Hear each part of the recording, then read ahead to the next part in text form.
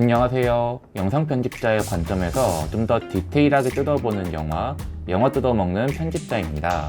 오늘 한번 뜯어볼 영화는 뱀파이어를 여친으로 사귀게 된 한 꼬마의 이야기, 렛미인입니다. 학교 폭력으로 고통받는 한 소년이 우연한 기회로 뱀파이어 소녀와 만나고 점점 가까워져가는 영화를 보며 도리어 가정 환경의 중요성을 느낄 수 있었는데요. 왜 그렇게 생각했는지 그 세 가지 이유를 한번 말씀드리겠습니다.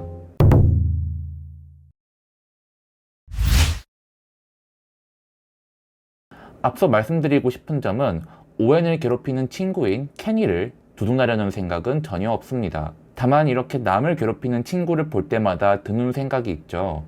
대체 왜 저러는 걸까? 그런 생각을 하며 영화를 보면 후반부에 어쩌면 이 친구도 일종의 피해자라고 생각할 수도 있는 장면이 나옵니다. 바로 자기 친형과의 대화씬인데요. 이때 케니는 평소처럼 오웬을 괴롭히다가 생각지도 못한 오웬의 반격에 귀를 다친 상황이었죠. 이때 친형은 그런 동생을 장난스럽게 놀리는가 싶더니 어느새 강압적으로 돌변하며 열쇠를 내놓으라고 위협하죠.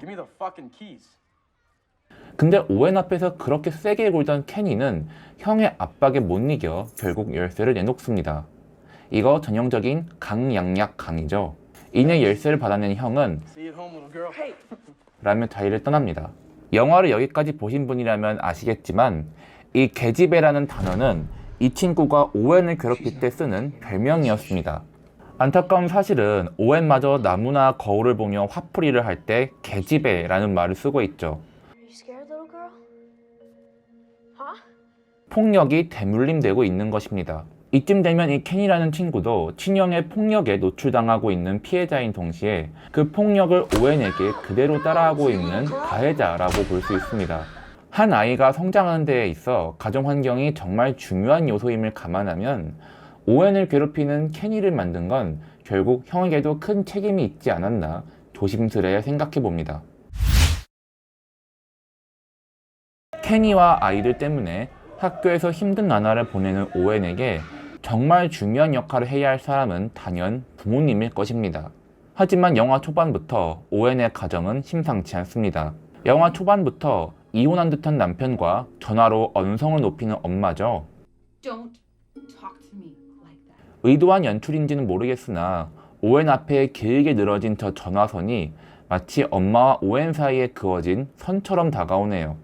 이처럼 이혼한 남편과의 싸움이 잦아지다 보니 멘탈이 터져 소파에 누워 흐느끼는 게 일상이죠. 거기다 쌓여있는 설거지 더미를 보아하니 집안일은 물론 오웬에게 신경 쓰지 않고 있음을 처음부터 짐작할 수 있습니다. 고통받고 있는 아이에게 너무나 안타까운 상황인 거죠.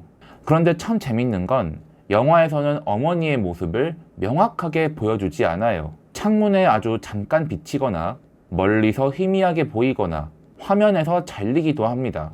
심지어 이 대화씬에서는 잠깐이라도 포커스를 맞춰줄 법도 한데 안 맞춰줍니다. 제 개인적인 뇌피셜입니다만 이러한 연출로 오웬의 엄마가 아이를 신경 쓰지 않는 떳떳하지 못한 존재임을 표현하는 게 아닐까 싶습니다. 물론 자신도 남편과의 문제를 감당하기 힘들겠지만 오웬이 아직 성인도 아니고 학폭으로 고통받는 아이에게 가장 필요한 건 따뜻하고 깊은 부모님의 관심이라는 것을 알아야 할 텐데 말이죠. 이렇게 식사를 챙겨주는 것도 물론 좋지만 그 이상을 생각할 수 있으면 더 좋지 않았을까 합니다. 자료조사를 위해 다른 유튜버분들이 렛미인을 리뷰하신 콘텐츠를 보던 중 인상 깊은 감상이 있어 잠깐 인용하고자 합니다. 오웬의 미래는 결국 피를 구하려다 죽은 뱀파이어 애비의 아버지와 똑같을 것이다. 저 역시 이분의 의견에 동의하는데요. 학교에선 왕따로 혼자, 집에서는 무관심한 부모 때문에 혼자. 이렇게 고독한 오웬에게 처음으로 가까이 다가온 존재가 바로 이 애비라는 뱀파이어입니다. 조심스럽게 말씀드리자면 저 또한 학교 폭력을 겪었을 땐 저에게 한마디 말이라도 걸어주며 다가와주는 사람만큼 고마운 존재가 없었습니다. 그 사람이 무슨 속내를 품었든 말든 그냥 그게 고마운 거예요. 그리고 그 고마움에 뭐든 다 해주고 싶어주기도 하죠.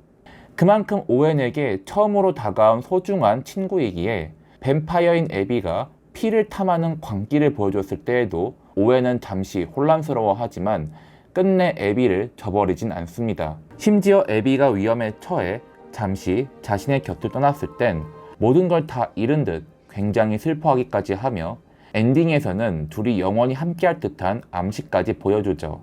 이러한 오웬이 나중에 피가 고파진 애비를 위해 뭐든 할 수 있지 않을까요?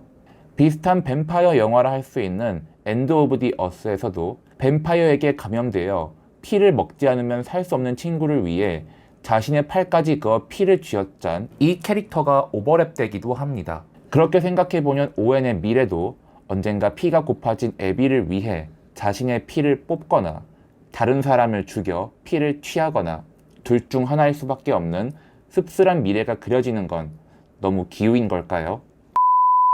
영화의 후반부에서는 밤 10시 당신의 아이들이 어디 있는지 아시나요? 라는 컷이 굳이 등장하고 있습니다. 학교 폭력에 고통받고 있지만 유일한 가족인 엄마의 사랑이 없어 뱀파이어에게 기댈 수밖에 없는 오웬. 비난받아 마땅하지만 결국 형의 폭력이 만들어진 괴물이라 할 수 있는 가해자 케니. 아이들을 이런 상황에 놓이게 만든 것은 가정의 무관심이 아닐까 합니다. 저는 아이를 두고 가정을 이루려면 언제일지 기약조차 없는 상황이지만 먼 미래의 가정을 꾸리게 된다면 이 영화를 기억하며 가족들에게 따뜻한 관심을 두어야 하겠습니다.